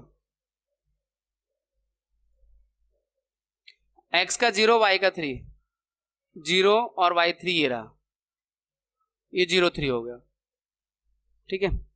एक्स का 0 वाई का 3, -1 -2, एक्स का -1 वाई का -2, -1 -2 ये है, -1 -2। फिर इन दोनों को आप ज्वाइन कर देंगे स्ट्रेट लाइन। थोड़ा सा मुश्किल होगा क्योंकि गैप ना ज़्यादा स्टैंडिंग लाइन होती है ना, तो ड्रॉ, सॉरी नहीं, स्ट्रेट लाइन से आप स्केल से दोनों जो पॉइंट आपके पास है ना, उन पॉइंट्स को ज्वाइन करना है बस। नहीं नहीं, कहीं से भी जाए उससे कोई प्रॉब्लम नहीं है, हमें हमें तो उन दोनों पॉइंट्स को मिलाना है, इस वाले पॉइंट को और इस वाले पॉइंट को मिलाना है, और वो कहीं से भी जाएं, ओरिजिन से जाएंगे जरूरी थोड़ा ना होता हर क्वेश्चन में। तो इस तरह से इसका ग्राफ ड्रॉ हो गया, ठीक है। अब हमारे पास 5वां क्वेश्चन है, from the choices given below choose the equation whose graph are given in figure 4.6। ये फिगर 4.6 है और आगे फिगर 4.7 है, तो उसमें ये जो इक्वेशन दी हुई वो दिया हुआ है एक आपको ग्राफ, आपको बताना है कि इस ग्राफ में इनमें से कौन सा इक्वेशन इस ग्राफ का लिए है ना, इनमें से कौन सा इक्वेशन इस ग्राफ का है। तो यार इसमें ना हमें पहले सॉल्यूशन पता होने चाहिए, यहाँ पे कुछ मिस क्वेश्चन कम है, जरा बताना 2 और कितना है, यहाँ पे कुछ होगा माइनस, इसमें -1 और 1, यहाँ पर एक इक्वेशन पॉइंट दिया हुआ है -1 और 1, दूसरा 0 0, तीसरा एक और दिया है, हाँ 1, अच्छा इधर वाला 4.6 का ही बता रहे हो ना, तो 1 और -1।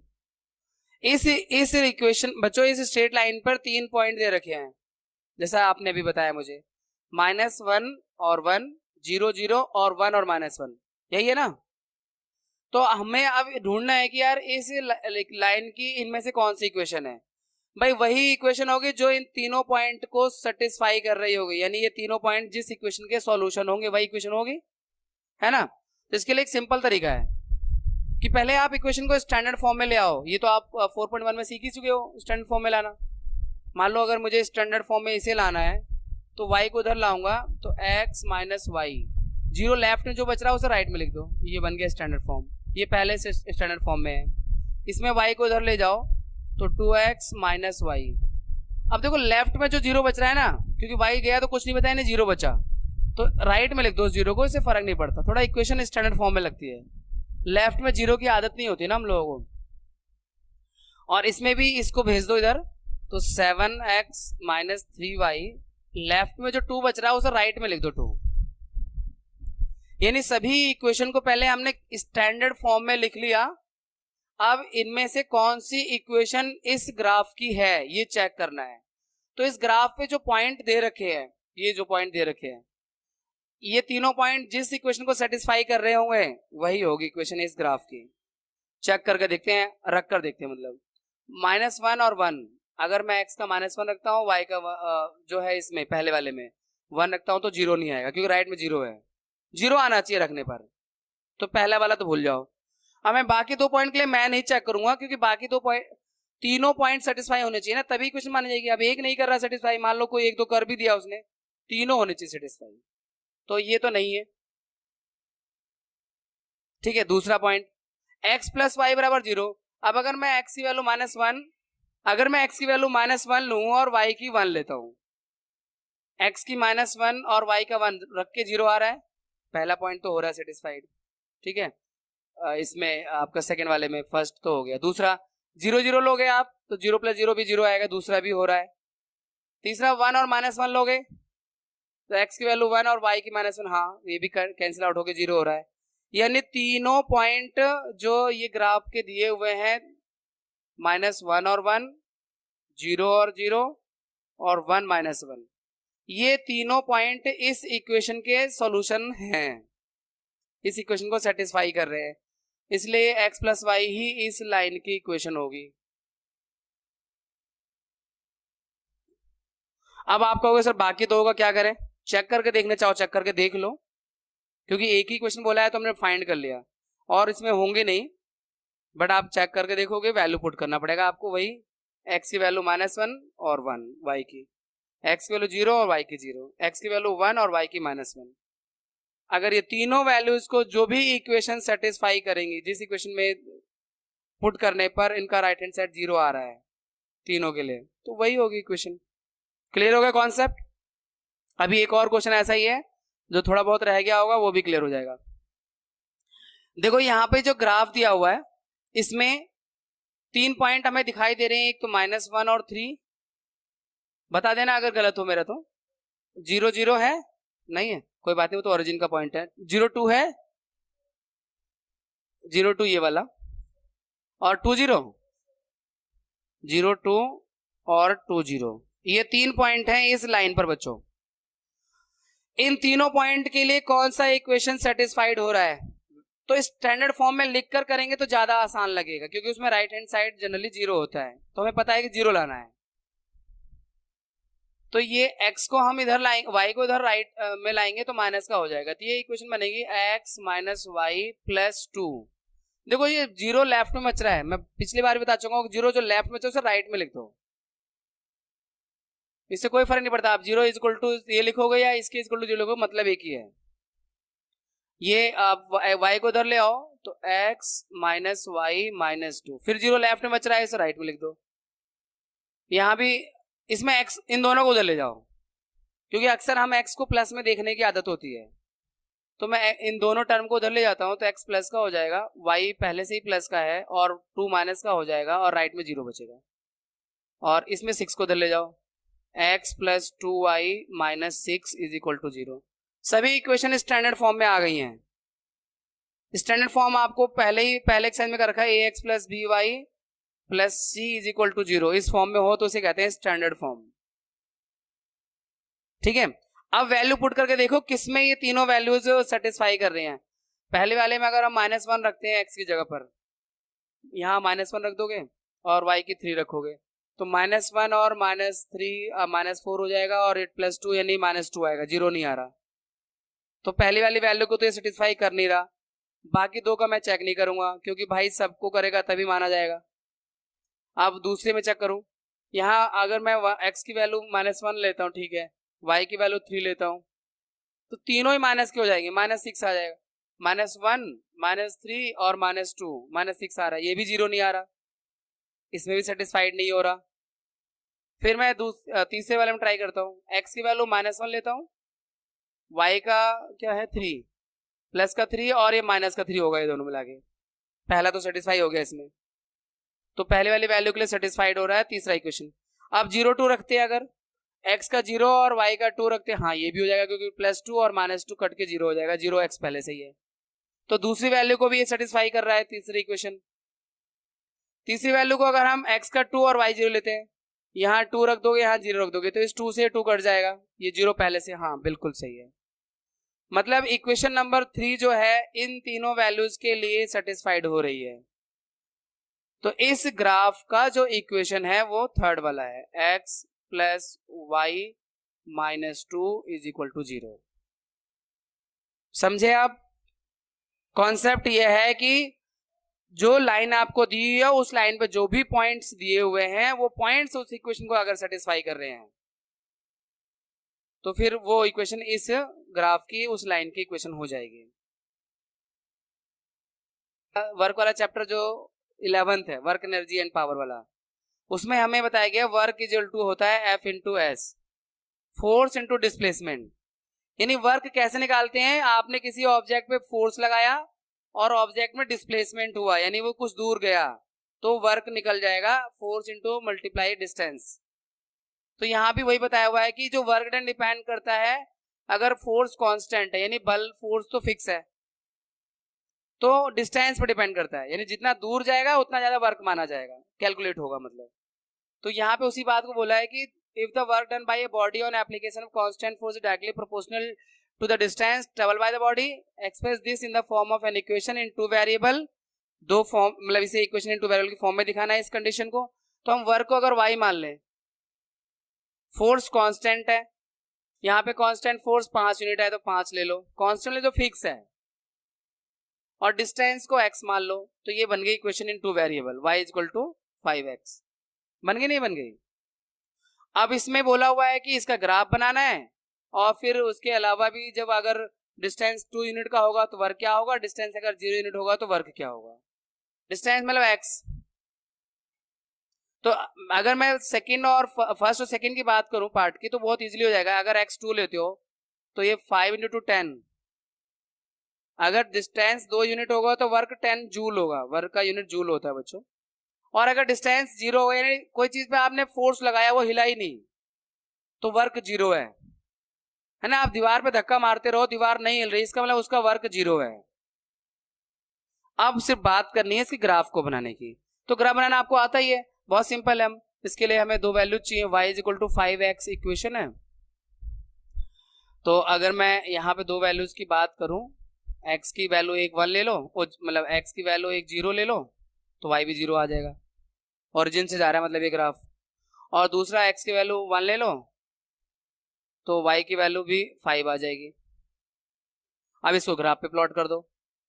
पहले इन भाई साहब को मैं सिर्फ, उनको नहीं, आपको नहीं, सॉरी सॉरी, आप कहाँ जा रहे हो, मैं तो सिर्फ इनको कर रहा था यार, आप बेवजह नाराज हो रहे हो।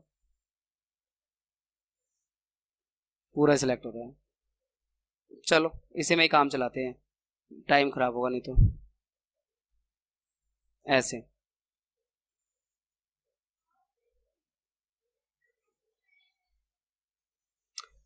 x का तो 0 1 चाहिए और y का 5 तक चाहिए, y का थोड़ा नीचे तक चाहिए, इसको नीचे कर लेता हूँ लाइन को।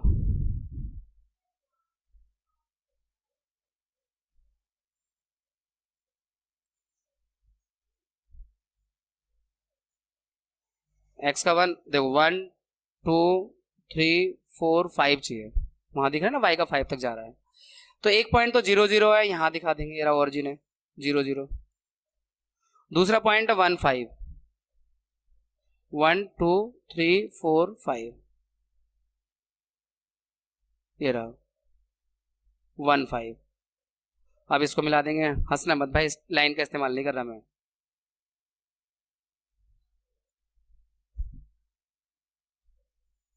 है ना, जबरदस्ती वो ओरिजिन से पास करवाना है आपको, ओरिजिन से पास करवाना है,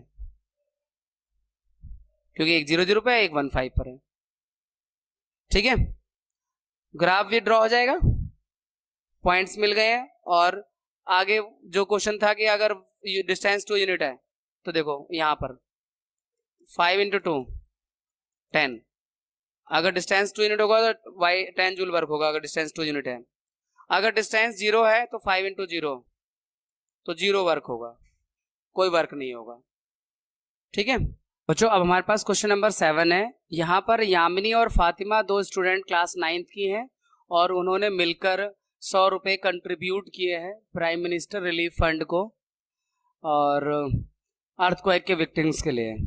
ठीक है, right linear equation which satisfy this data, एक लीनियर इक्वेशन बनाना है, फिर इसका ग्राफ भी ड्रॉ करना है, और उनके कंट्रीब्यूशन को हमने x और y माना है, कंट्रीब्यूशन को ₹x और ₹y।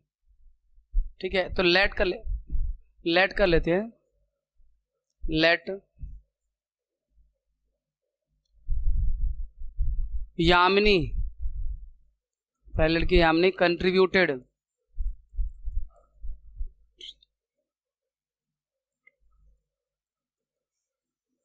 ₹x एंड फातिमा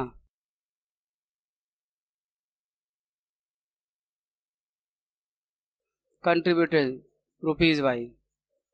ठीक है, मान लो यामिनी ने x रुपये कंट्रीब्यूट किया था, फातिमा ने y रुपये कंट्रीब्यूट किया था, तो दोनों का कंट्रीब्यूशन 100 रुपीज़ का है ना, तो x प्लस वाई 100। अब जब आप इसका ग्राफ ड्रॉ करेंगे ना, तो उसमें x बराबर 1 मत लेना, जैसे पीछे किए थे, या 2 या 0। एक बार के लिए 0 तो चल जाएगा, लेकिन 1 2 3 4 नहीं चलेगा, क्योंकि देखो अगर आप x1 लोगे तो y की वैल्यू 99 आएगी, तो 1 भी दिखाना 99 भी दिखाना है, ग्राफ में प्लॉटिंग मुश्किल हो जाएगी। तो मैं इसमें ये आपको लेना है 10 20 30 40 50 60, इसमें तो 10 10 जो हम जिसको 1 यूनिट मानते तो 10 यूनिट मान लेंगे, फिर आराम से हो जाएगा प्लॉट। ठीक है, ज्यादातर आप ये ले लो 40 50 60, 2 वैल्यू लेने तो 40 50 ले लो, 3 वैल्यू लेने तो 40 50 60 ले लो, किसी की भी, एक्स की या वाई की। जैसे y is equal to 100 minus x, ये बन गया ना equation. Value of y in terms of x कहेंगे इसे। आप टेबल बनाएंगे,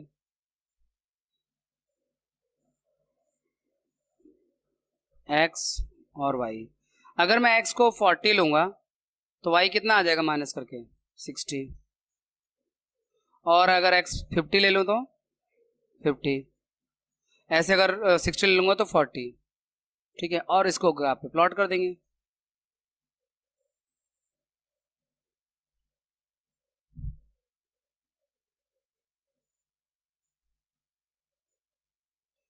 टेन 20 30 40 50, 10 20 30 40 50, 60 तक जाना है ना इसमें तो।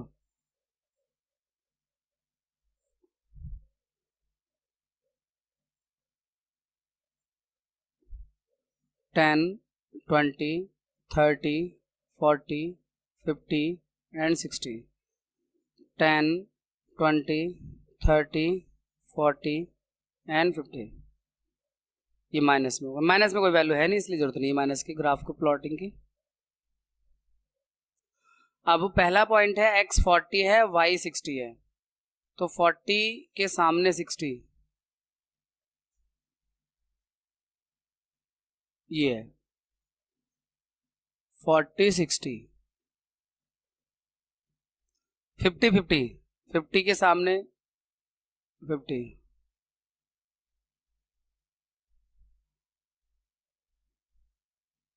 फिर इन दोनों पॉइंट्स को मिलाना है ऐसे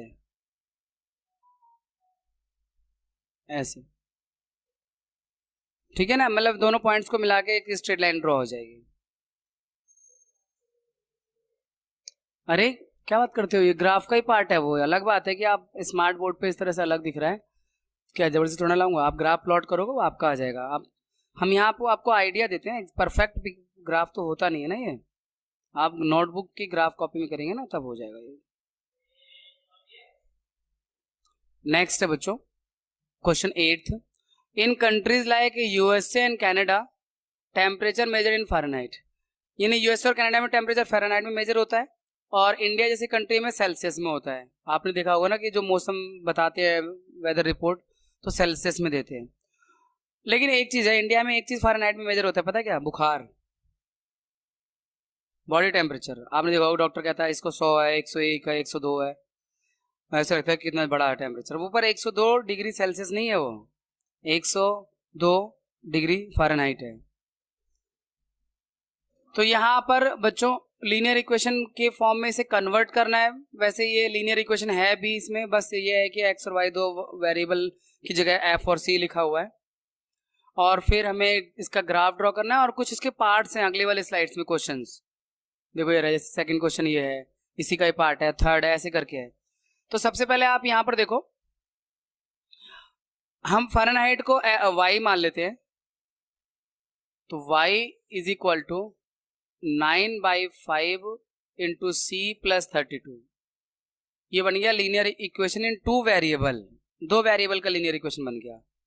अब draw the graph of linear equation using the Celsius for x axis and Fahrenheit for y, वही भी मैंने भी फ़ारेनहाइट को वाई लिया है, उसी हिसाब से लिया है। अब ग्राफ बनाने के लिए आपको 2 पॉइंट भी चाहिए, और पॉइंट भी ऐसे हों जिनको ग्राफ पे प्लॉट करना आसान हो। तो आपको देता हूं मैं 2 पॉइंट, जैसे हम यहाँ पर सी की वैल्यू, सी बोल रहा हूँ यार, यहाँ एक्स होना चाहिए,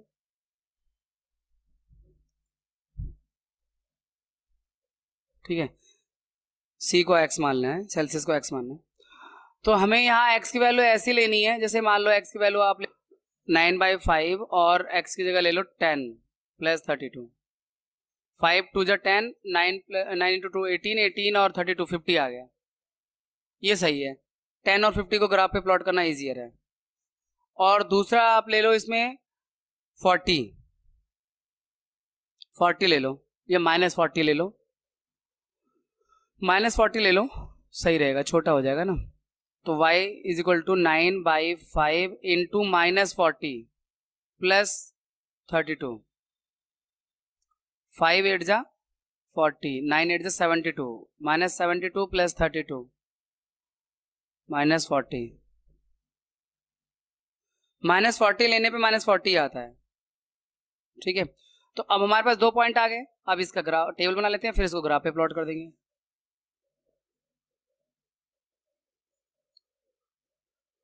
x अगर आपने 10 लिया था तो 50 आया था y, x माइनस 40 लिया था तो y भी माइनस 40 आया था। यही था ना ग्राफ वैल्यू। अब इसको ग्राफ पे प्लॉट कर देते हैं।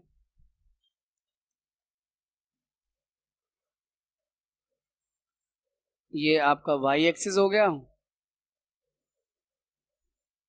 ये x एक्सिस हो गया, और उसमें 10 10 का चलना है भाई, 10 और 20 30 40 में चलना है। तो x का 10 10 20 30 40 50, मैक्सिमम वैल्यू कितनी थी? 40 थी ना, माइनस 40, और दोनों में माइनस 40 था, x की भी माइनस 40 y की माइनस 40, ये आपका, और y में 50 था पॉजिटिव में, 10 20 30 40 50।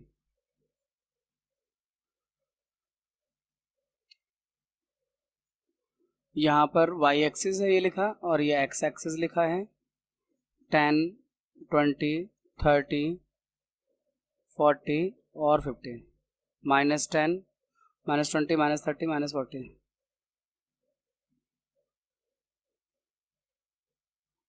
ऑरिजिन का 0 0 होता है, माइनस 10 माइनस 20 माइनस 30 और माइनस 40। ठीक है, अब आप देखो पहली वैल्यू थी x 10 था y 50 था, है ना, 10 के सामने 50 ही रहा, ये पहला पॉइंट हो गया 10 और 50 का। दूसरी वैल्यू थी x भी माइनस 40 था y भी माइनस 40 था, तो माइनस 40 के सामने माइनस 40,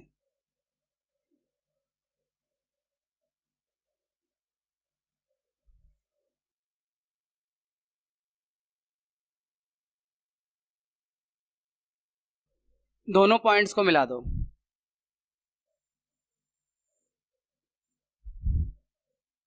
ठीक है, तो ये आपका स्ट्रेट लाइन इसका ग्राफ बन गया।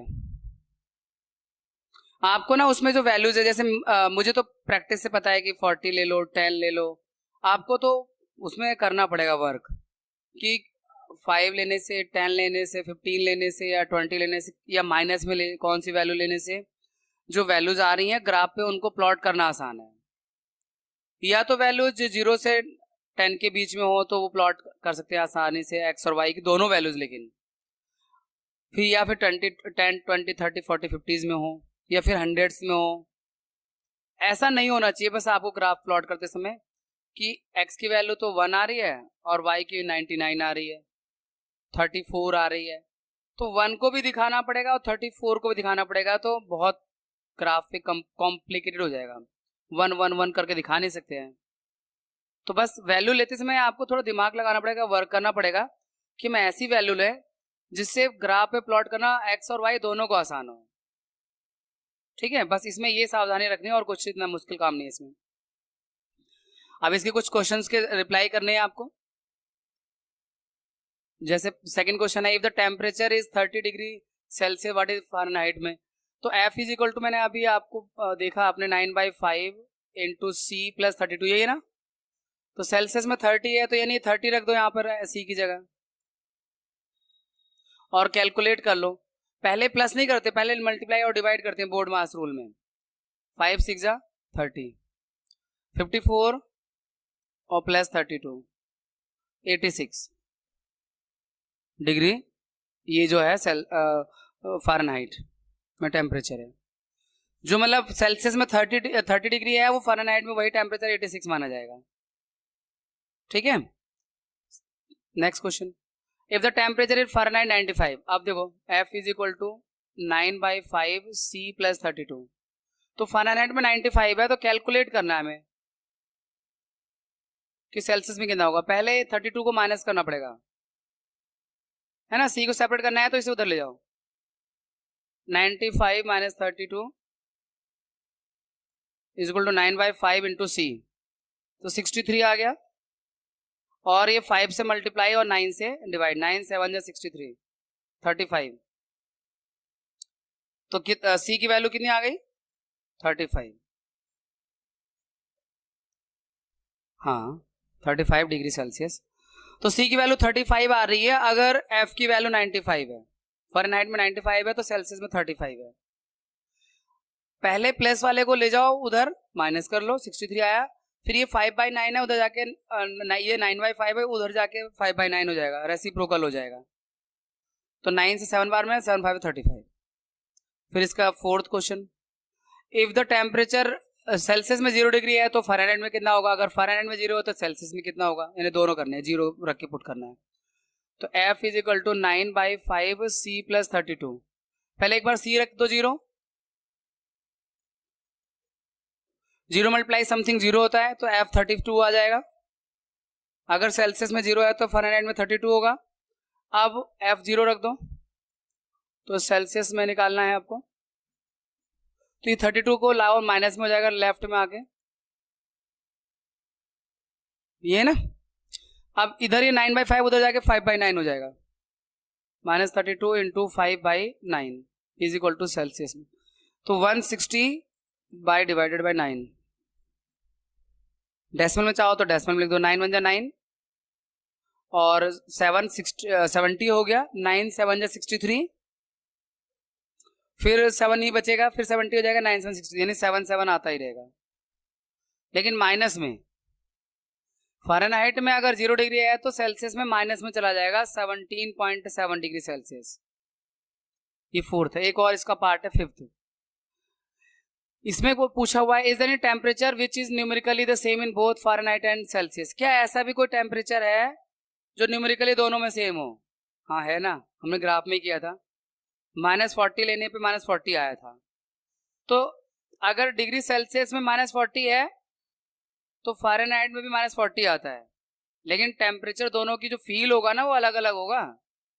फील यानी कोल्डनेस की जो फील होगी वो अलग अलग होगी, लेकिन न्यूमेरिकली सेम है, अंकों में सेम है। अब आप देखो ना, 0 डिग्री फ़ारेनहाइट जो था सेल्सियस में जाके कितना हो गया था? माइनस में 17.7 डिग्री सेल्सियस। तो वो 0 डिग्री का माइनस में चला गया, तो यहाँ सेम कैसे हो जाएगा? तो टेम्परेचर की जो फील होगी वो अलग अलग होगी। हाँ न्यूमेरिकली सेम है, -40 डिग्री फ़ारेनहाइट, तो सेल्सियस में -40 आ रहा है वो कैलकुलेशन पे। अगर यस है तो फाइंड, तो इसका आंसर तो 40, लेकिन फाइंड कैसे करेंगे? रट्टा नहीं मारना, आपको पता क्या करना है, फ़ारेनहाइट और सेल्सियस दोनों को सेम मान लो, क्योंकि हम सेम मानने की बात करें ना, ये दोनों को सेम में एक्स दोनों को मान लो, या दोनों को वाई मान लो, या दोनों को कोई भी एक सिंबल मान लो, फिर कैलकुलेट कर लो।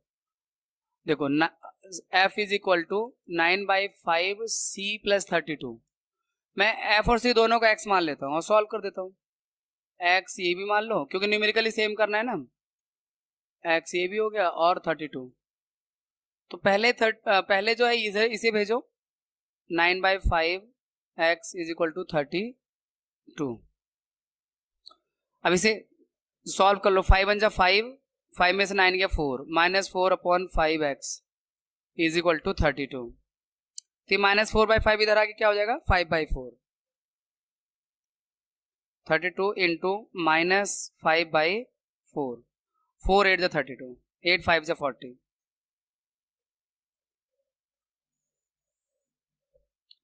x की वैल्यू -40, यानी -40 डिग्री टेम्परेचर है, तो जो दोनों में न्यूमेरिकली सेम है। हाँ जी, क्या कर दिया? रेसिप्रोकल कहाँ गया? 9/5, तो 9/5 ही लिखा हुआ है। मल्टीप्लाई वाला जब ये करा तो है रेसिप्रोकल, ये -4/5 है, और जब इधर आया तो ये 5/4 नहीं कर दिया। ये मल्टीप्लाई में ऐसा होता है, प्लस माइनस में नहीं होगा रेसिप्रोकल। ये टर्म जो है ये इसके साथ प्लस में है, तो उसके साथ जाके माइनस में हो जाएगी। मतलब इधर प्लस में है तो ट्रांसपोजिंग करते हैं तो साइन बदल जाता है।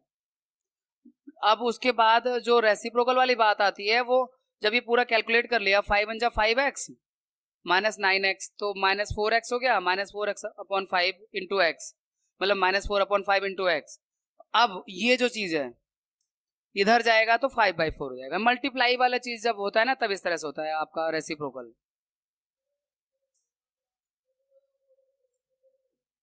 कौन ट्रांस हो ही नहीं सकता, ट्रांसपोजिंग अकेला 9/5 जा ही नहीं सकता इससे अलग होके, क्योंकि पहले प्लस माइनस वाली चीजें जाती हैं, अगर जाती भी हैं तो। इनका सवाल भी एकदम ठीक है, डाउट इनका एकदम ठीक है कि अगर हम x को यहीं छोड़ दें और 9/5 को उधर ले जाएं, नहीं जा सकता। हमेशा पहले प्लस माइनस की चीज जो टर्म है उनको ले जाते हैं ट्रांसपोजिंग में। तो हमें तो ये 32 इधर ही रखना था, हम पूरे उस टर्म को पूरा ले जा सकते हैं, पर उसमें से कोई एक टर्म उठा के ले जाओ कि मल्टीप्लाई में है और उसको ले जाओ तो वो गलत हो जाएगा, वो नहीं कर सकते। वो तो आप डिवाइड में ही जब करोगे, मल्टीप्लाई का डिवाइड करोगे। अरे वाह, एक्सरसाइज कंप्लीट हो गई, तो कंप्लीट हो गई। अब नाउ हमारे पास लास्ट एक्सरसाइज है और उसमें भी सिर्फ 2 क्वेश्चन है। फर्स्ट क्वेश्चन में give the geometric representation y is equal to 3। Geometrically दिखाना है y इज इक्वल टू 3, यानी ग्राफ पर दिखाना है y is equal to 3 in 1 variable और इन 2 वेरिएबल। तो 1 वेरिएबल में मतलब होता है सिर्फ एक ही लाइन खींचते हैं। जैसे ये देखो, ये आप लाइन आपने खींची और इस पे इधर 0 दिखाया, 1 2 3 प्लस का, -1 -2 -3 माइनस का। नंबर लाइन नहीं जैसे खींचते हैं, नंबर लाइन है। इस नंबर लाइन को एक नंबर लाइन समझो अगर 1 वेरिएबल में दिखाना है, और y इज इक्वल टू 3 ये रहा, हम इसे y इज इक्वल टू 3 कह सकते हैं। इस पूरी लाइन को y लाइन बोल सकते हैं। लाइन का नाम y दे सकते हैं, चाहे इसे स्टैंडिंग कर दो, इसको ऐसे घुमा के,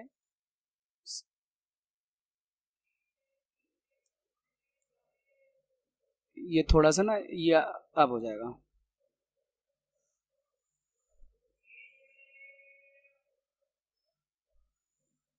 ऐसे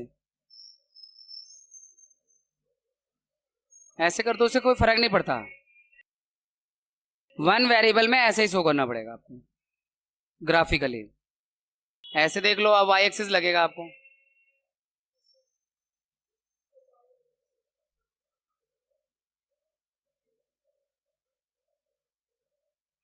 इस तरह से।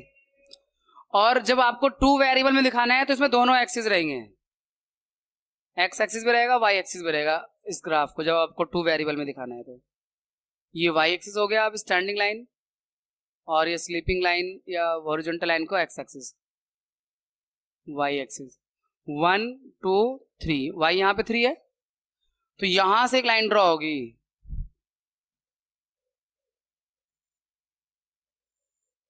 ये y इज इक्वल टू 3 की लाइन है जो x एक्सिस के पैरेलल होगी।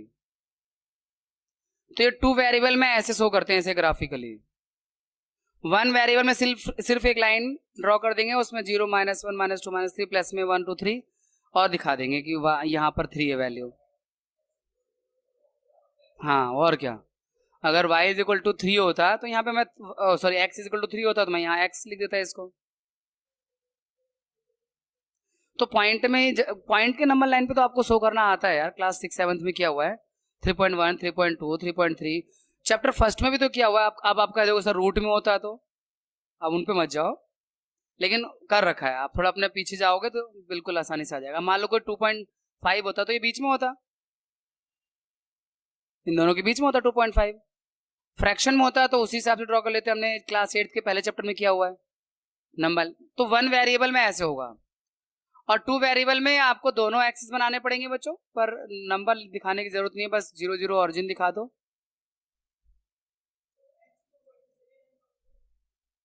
एक्स ये हॉरिजॉन्टल लाइन होती है, एक्स हमेशा हॉरिजॉन्टल लाइन होती है, वाई लाइन होती है वर्टिकल। इसीलिए तो थोड़ा ये ऑड लग रहा था, वो मैंने रोटेट करके इसीलिए दिखाया था वो, क्योंकि जनरली वाई को हमें आदत है वर्टिकल में देखने की, और यहाँ वाई इसको हॉरिजॉन्टल दिखा रखा है, इसलिए मैंने इसे रोटेट करके दिखाया था। आप ऐसे एज्यूम कर लो, कोई प्रॉब्लम नहीं है इसमें। सेकंड क्वेश्चन में भी आपका give the geometric representation of this as an equation in one variable and two variable. तो देखो आप अगर इसे वन वेरिएबल में देख रहे हो तो आप x 2x इक्वल टू -9, तो x इज इक्वल टू -9/2 या -4.5, ये तो वन वेरिएबल हो गया, x इक्वल टू -4/5। और टू वेरिएबल में ग्राफिकली अगर आपको दिखाना है तो वैसे ही दिखाएंगे, जो अभी रुक जाओ जैसे पहले किया था। अब एक हॉरिजॉन्टल लाइन खींच लिया, 0 1 2 3 -1 -2, लो आपकी इच्छा पूरी हो गई, डेसिमल में आ गया, -2 -3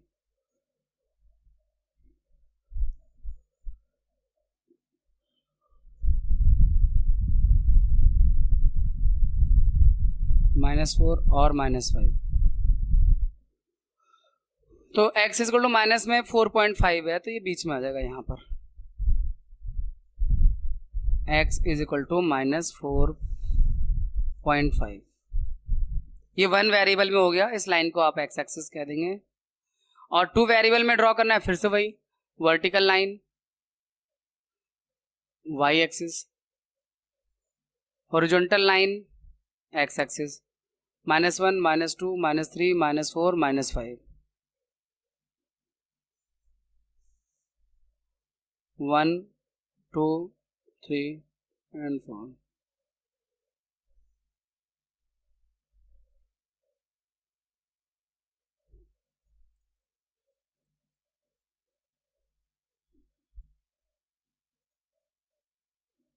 तो ये आपका यहां से 4.5 ये है ना, तो यहां से एक लाइन ड्रॉ होगी जो y एक्सिस के पैरेलल होगी,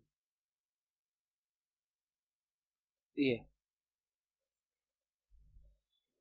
इसे हम इस तरह से, अगर टू वेरिएबल में लिखना है तो बच्चों ऐसे लिखना, 2x plus 0 into y is equal to -9, मतलब जो वेरिएबल नहीं होता उसका 0 इंटू समथिंग करके दिखा सकते हैं, टू वेरिएबल में दिखाना है तो पीछे हमने कॉन्सेप्ट में ना एक चीज आपको बताई थी, अगर x is equal to something है यानी x is equal to a है, तो इसका जो ग्राफ होगा वो y एक्सिस के पैरेलल होगा, a की कोई भी वैल्यू हो, माइनस में हो प्लस में हो, वो y एक्सिस के पैरेलल होगा उसका ग्राफ लाइन।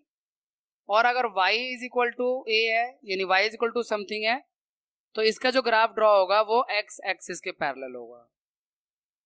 तो देखो ये y एक्सिस के पैरेलल आया क्योंकि x इज इक्वल टू आ रहा है माइनस में 4.5, यानी a की वैल्यू -4.5 है ना ये रहा।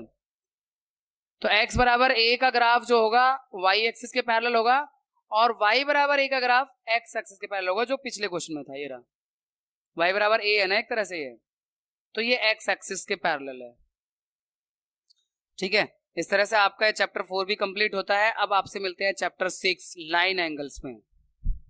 आपका दिन शुभ हो, हैव अ नाइस डे।